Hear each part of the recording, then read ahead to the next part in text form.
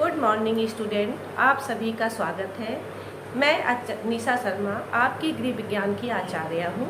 आज हम गृह विज्ञान का पहला पाठ पारिवारिक बजट पढ़ेंगे। सबसे पहले हम आपको ये बता दें कि गृह विज्ञान की बुक आप लोग की बालाजी प्रकाशन की चल रही है। तो चलिए हम पढ़ाई शुरू करते हैं। आज का हमारा पहला पाठ है पारिवारिक बजट। सबसे पहले हम ये जान लें कि बजट किसे कहते हैं। बजट आय व्यय का विवरण है। जो भी हर परिवार में खर्च करते हैं उसका लिखित विवरण होता है कि हमने मेरी कितनी आय रही, हमने उसमें से कितना खर्चा किया, कितना बचाया, इन सबों का लिखित विवरण होता है। इसको हम इस तरह से समझते हैं कि पारिवारिक बजट एक निश्चित समय के लिए बनाया गया आय व्यय का विवरण है। इसमें आय व्यय का निश्चित विवरण होता है। इससे हमको पता चलता है कि हमने अपने आय से कितना पैसा कहाँ खर्चा किया और कितना पैसा कहाँ बचाया। इस तरह हम देखते हैं कि पारिवारिक आय तथा पारिवारिक व्यय का व्यवस्थित विवरण ही पारिवारिक बजट कहलाता है। ये आपको समझ में आ गया। संक्षिप्त में आपको मैं बताई हूँ कि बजट आय व्यय का लिखित विवरण होता है, जिससे हमारे सामने हमने अपने आय में से कितना व्यय किया इसका सभी लिखित विवरण होता है। ये आपको समझ में आ गया। अब हम दूसरी चीज़ ये जानेंगे कि बजट के प्रकार क्या है। बजट के कितने प्रकार होते हैं। तो बजट के 3 प्रकार होते हैं। पहला संतुलित बजट, दूसरा घाटे का बजट, तीसरा बचत का बजट। अब इसको हम डिटेल में समझेंगे। संतुलित बजट क्या है। देखिए, जैसा नाम से ज्ञात हो रहा है, संतुलित बजट संतुलन बना रहा। जैसा कि अगर हम 10,000 कमा रहे हैं तो हम 10,000 जो है वह खर्च कर दिए। इससे क्या हुआ, 10,000 कमाया, 10,000 खर्च कर दिया। हमारा संतुलन बना रहा। ना हमारे पास कोई पैसा बचा, ना हम किसी से उधार लिए। ये समझ में आ गया। दूसरा है घाटे का बजट। घाटे का बजट क्या होता है। इसमें जैसे हमारी 10,000 अगर आय है तो इसको हमने 12,000 व्यय किया। इससे हमको 2,000 क्या हुआ, किसी से उधार लेना पड़ा। तो ये बजट क्या अच्छा माना जाएगा। नहीं, ये बजट घाटे का बजट हुआ कि हमें 2,000 किसी से उधार लेना पड़ा। इस बजट को अच्छा नहीं मानते हैं। तीसरा बजट होता है बचत का बजट। बचत का बजट मतलब क्या होता है कि जैसे हमने 10,000 हमारी आय है तो हमने 8,000 खर्चा किया और 2,000 क्या किया, अपने भविष्य के आकस्मिक आवश्यकताओं के लिए बचा लिया। ये बजट अच्छा हुआ। ये बजट जो है आदर्श बजट माना जाता है। इसको अक्सर एग्जाम में पूछता है, आदर्श बजट किसे कहते हैं। तो क्या हुआ, बचत के बजट को हम आदर्श बजट कहते हैं। तो हर गृहिणी को अपने आय का कम से कम 10% अपने भविष्य के लिए बचा लेना चाहिए। ये समझ में आ गया कि बजट के 3 प्रकार होते हैं। पहला संतुलित बजट, दूसरा घाटे का बजट, तीसरा बचत का बजट। अब हम पढ़ेंगे बजट से क्या लाभ होता है। बजट बनाने से हमें क्या लाभ होता है। देखो बेटा, सबसे पहले इससे हमें ये लाभ होता है कि आय व्यय में संतुलन बना रहता है।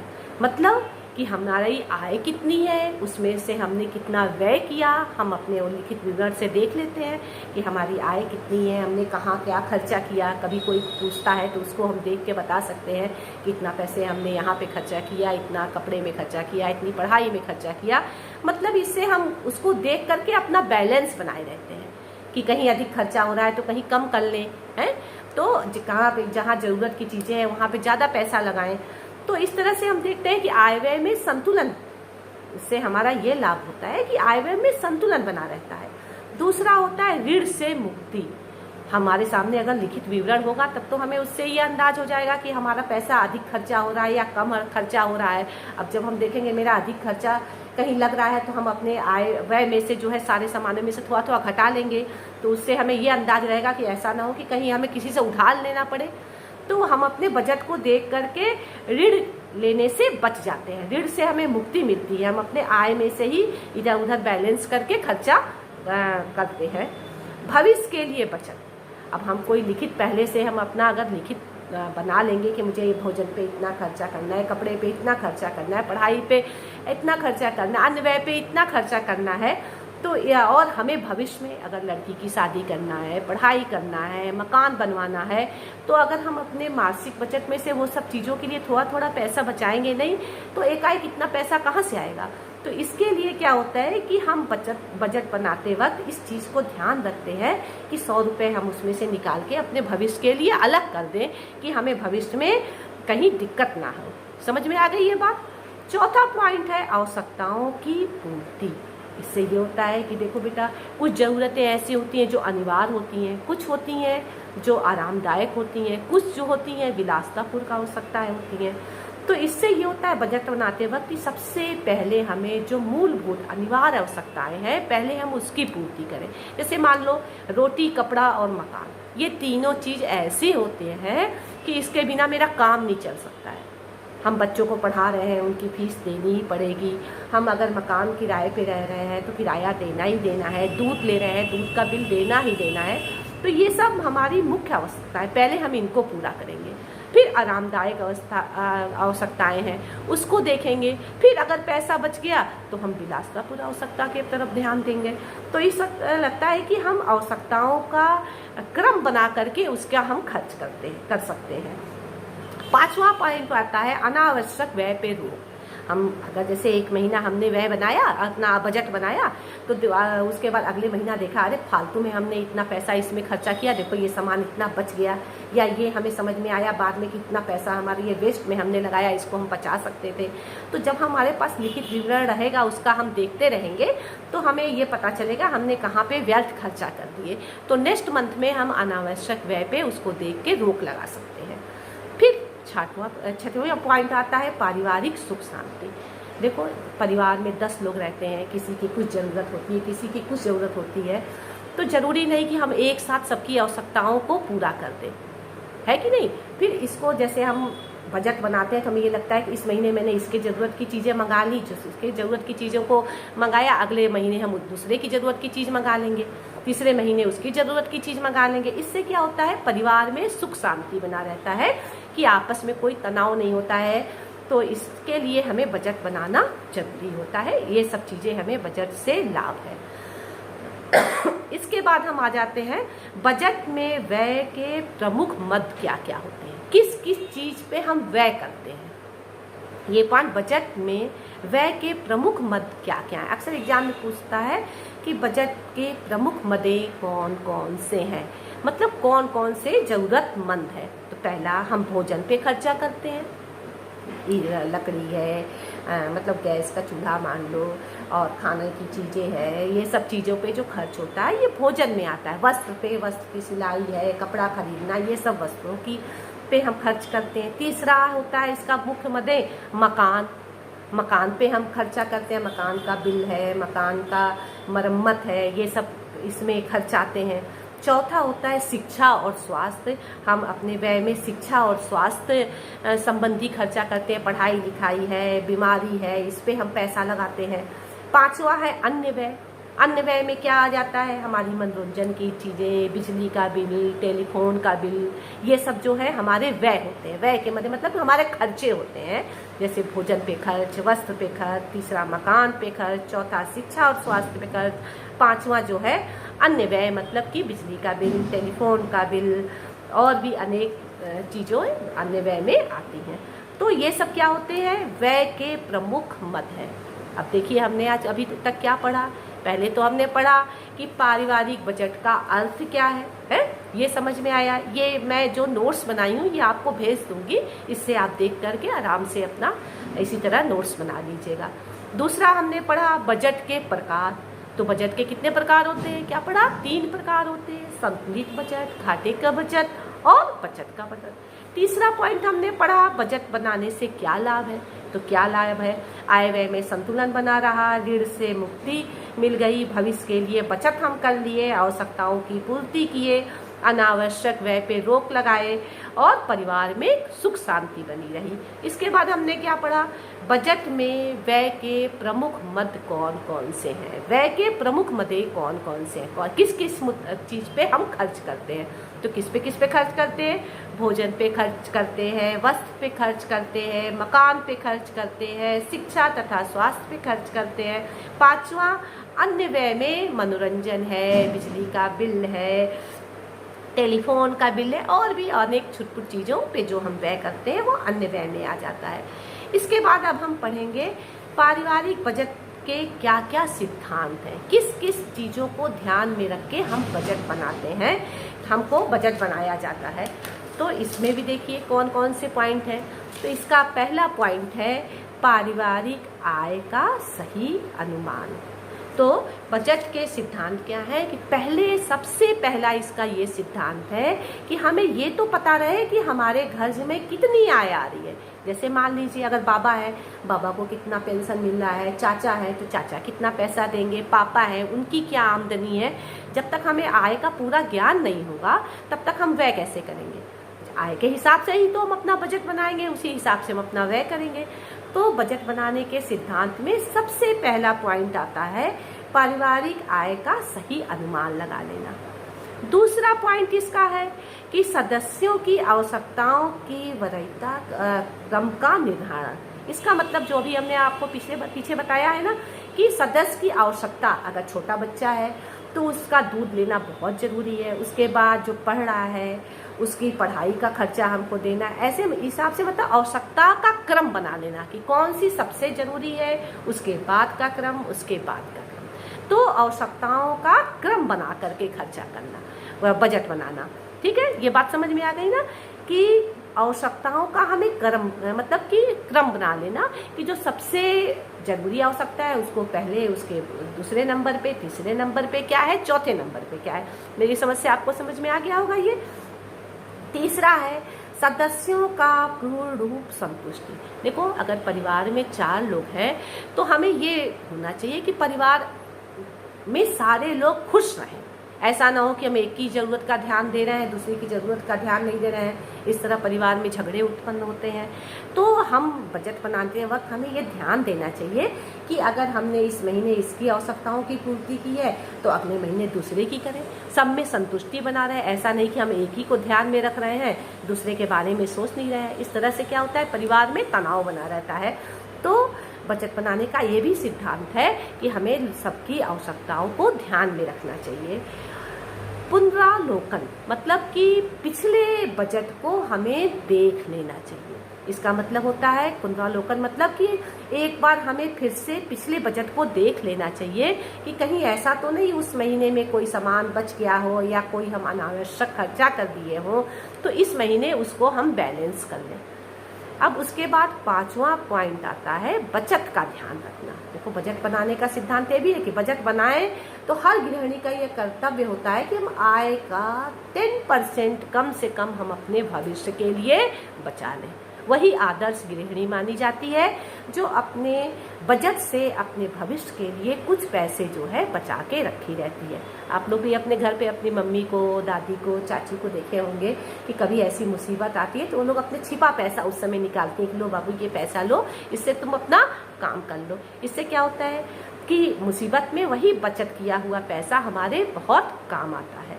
अब उसके बाद से ध्यान दो, 6वां पॉइंट है बजट में लचीलापन का प्रावधान। इससे क्या होता है कि ऐसा नहीं होना चाहिए कि अगर हमने इतना सामान मंगाया तो हमको यही काम करना, जो हमने बजट बनाया है वो सेम टू सेम मुझे अगले महीने वही करना है। ऐसा नहीं होना चाहिए। ऐसा होना जरूरत के हिसाब से उसे हम कम बेसी कर सकें। किसी महीने में कुछ कम कर लें, किसी महीने में कोई चीज़ अगर अधिक मंगा लेते हैं तो उसका बैलेंस हम कहीं और पे कर लें। तो बजट बनाते वक्त ये ध्यान रखना चाहिए कि थोड़ा कम बेसी हम इसको कर सके। ऐसा ना हो कि जो पिछले महीने है वही सेम हम अगले महीने भी उतार लें। अब 7वां पॉइंट आता है कि मासिक बजट में वार्षिक बजट की पृष्ठभूमि तैयार कर लेना। ये बहुत बड़ी बात है, इसको ध्यान से सुनो। मासिक मतलब महीने में जो हम बजट बनाते हैं उसका वार्षिक बजट में उसकी पृष्ठभूमि तैयार कर लेना। जैसे साल में एक बार बर्थडे आती है, साल में एक बार हम घर की रंगाई पुताई करते हैं, कभी महीने में एक बार और भी मतलब अन्य LIC जमा करना, कई खर्चे ऐसे होते हैं जो साल में एक बार करते हैं। तो बेटा अगर हम महीने में से अपना कुछ पैसा अगर निकाल के अलग नहीं करेंगे तो साल में इकट्ठे एकाएक तो पैसा आ नहीं पाएगा। तो हमें बजट बनाते वक्त ये बात जरूर ध्यान रखना चाहिए कि हमें इस साल ये काम करना है, इसके लिए अभी से थोड़े थोड़े पैसे हम निकाल के रखें, तभी तो हम साल में हम इसके अंत में हम ये काम कर सकेंगे। तो इस बात का भी बजट के बनाते का ये बहुत बड़ा सिद्धांत है कि इस बात को भी ध्यान में रखना चाहिए। अब देखो इतनी बातें तुम्हें समझ में आई। अब देखो एक डॉक्टर एंजिल थे, ये एक बहुत बड़े अर्थशास्त्री थे। इन्होंने एक बजट का एक नियम बनाया। इन्होंने अपने बजट को 3 भागों में बांटा, एक धनी वर्ग के लिए, एक मध्यम वर्ग के लिए, एक निम्न वर्ग के लिए। इन्होंने धनी वर्ग में एक चिकित्सक और व्यापारी और इंजीनियर को रखा, मध्यम वर्ग में इन्होंने शिक्षक और क्लर्क को रखा, निम्न वर्ग में इन्होंने मजदूर को रखा। इन तीनों वर्गों का ध्यान में रह करके उन्होंने अपना एक बजट तैयार किया। ऐसा है कि इनके बजट की लोगों ने बहुत आलोचना भी की है, लोग नहीं माने हैं, लेकिन इनका बहुत बड़े अर्थशास्त्री थे, इन्होंने अपना बजट बना करके लोगों को प्रस्तुत किया था। ये हम तुम्हें बताते हैं।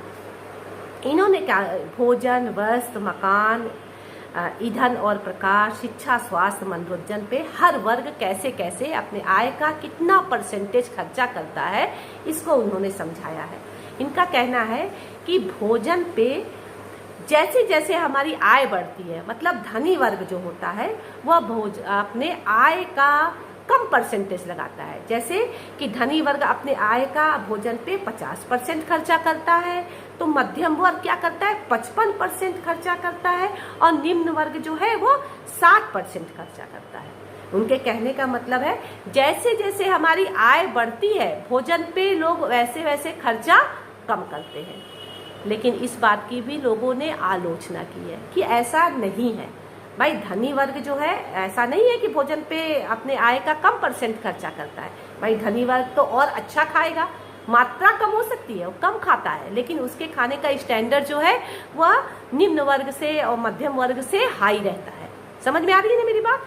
तो इस बात की भी लोगों ने आलोचना की है कि एंजिल का ये बनाया गया बजट सही नहीं है। दूसरा आता है वस्त्र। अब उन्होंने क्या कहा है, एंजिल ने क्या बजट में अपने वस्त्र का प्रावधान प्रस्तुत किया है। उनका कहना है कि वस्त्र पे निम्न वर्ग, मध्यम वर्ग और धनी वर्ग सामान्य खर्चा करता है, इन लोग का परसेंटेज सामान्य रहता है, लेकिन ऐसा नहीं है। इसकी भी आलोचना की गई है कि धनी वर्ग के कपड़ों में, मध्यम वर्ग के कपड़ों में, निम्न वर्ग के कपड़ों में काफी अंतर रहता है। ऐसा नामुमकिन है कि तीनों एक परसेंटेज तीनों का खर्चा हो, तीनों के अपने आय का बराबर परसेंट खर्चा हो, इसकी भी आलोचना की गई है। तीसरा है ईंधन और प्रकाश। इसमें कहते हैं कि समान खर्चा होता है, समान व्यय होता है। मध्यम वर्ग, निम्न वर्ग और धनी वर्ग इसमें समान व्यय करता है। इस बात की भी लोगों ने आलोचना की है कि ये भी संभव नहीं है। भाई अगर धनी वर्ग है तो एसी लगाएगा, मध्यम वर्ग है तो कूलर चलाएगा, निम्न वर्ग है तो पंखे में भी काम चलाएगा। तो इस तरह से हम देखते हैं कि ये भी उनका बजट को लोगों ने सराहना नहीं किया है, इसकी भी लोगों ने आलोचना की है। पांचवा, इन्होंने शिक्षा, स्वास्थ्य और मनोरंजन पे कहा है।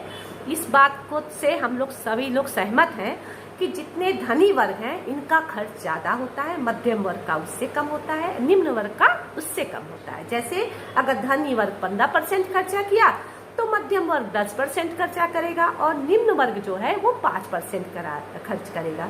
तो इस बात से तो सहमत हैं सब लोग कि ये बजट उनका सही है। लेकिन और अन्य भोजन, वस्त्र और मकान और ईंधन वाले पॉइंट पे लोगों ने आलोचना की है कि ये एंजिल का जो है नियम जो है इससे सब लोग सहमत नहीं है। अब देखो बेटा, इतनी चीजें आज हम लोग पढ़े हैं। पहला हम लोगों ने बजट का अर्थ और परिभाषा पढ़ा है, बजट के प्रकार पढ़ा है, बजट से लाभ क्या होता है, सबको ये गृहिणी को एक लाभ क्या होता है ये पढ़ा है। बजट में व्यय के प्रमुख मद क्या है, किस किस चीज़ पे हम खर्च करते हैं, पारिवारिक बजट बनाने के सिद्धांत क्या है, किन किन बातों को हम ध्यान में रख करके बजट बनाते हैं। फिर हम पढ़े हैं कि डॉक्टर एंजिल जो अर्थशास्त्री थे, इन्होंने एक मध्यम वर्ग और निम्न वर्ग और धनी वर्ग के बजट को किस तरह प्रस्तुत किया है। अंत में हम ये भी पढ़े हैं कि इनकी जो ये बजट था इसकी लोगों ने आलोचना की है। तो बेटा ये तुम्हारे पहले चैप्टर में इस तरह से हम उसकी रूपरेखा तुमको समझा दिए हैं। देखो मेरे इस नोट्स को भी अगर तुम पढ़ लोगे तो तुम समझो तुम्हारे 60% तुम्हारी इस लेसन की तैयारी हो गई। और जब तुम क्लास जब स्कूल आओगे तो इसके हम तुमको पूरे डिटेल्स जो है एक बार फिर से पढ़ा देंगे। तब तक हम तुम्हें ये अपना जो नोट्स है इसकी हम तुमको कॉपी भेज देंगे, या तुम इससे देख करके पढ़ लोगे, नोट्स बना लोगे तो तुम बना लेना। अगर किसी के पास बुक नहीं है, मतलब लॉकडाउन की वजह से वो बुक नहीं ले पाया है, तो परेशान होने की ज़रूरत नहीं है। इस नोट से तुम पढ़ना, जब स्कूल आओगे फिर से हम तुमको एक बार ये सब कायदे से अच्छे से डिटेल में एक बार और समझा देंगे। दूसरी बात, अब नेक्स्ट क्लास जब हम लेंगे, हर फ्राइडे को आपका क्लास होगा होम साइंस का 11 बजे से लेके 11:30 तक। तो हम नेक्स्ट क्लास में तुम लोग को क्या करेंगे, इसके जो अति लघु के क्वेश्चन है वो हम तुमको सॉल्व करा देंगे। हम बोलेंगे तुम पेन और कॉपी लेके बैठना, तुम लिख लेना। अच्छा, ठीक है, बाय।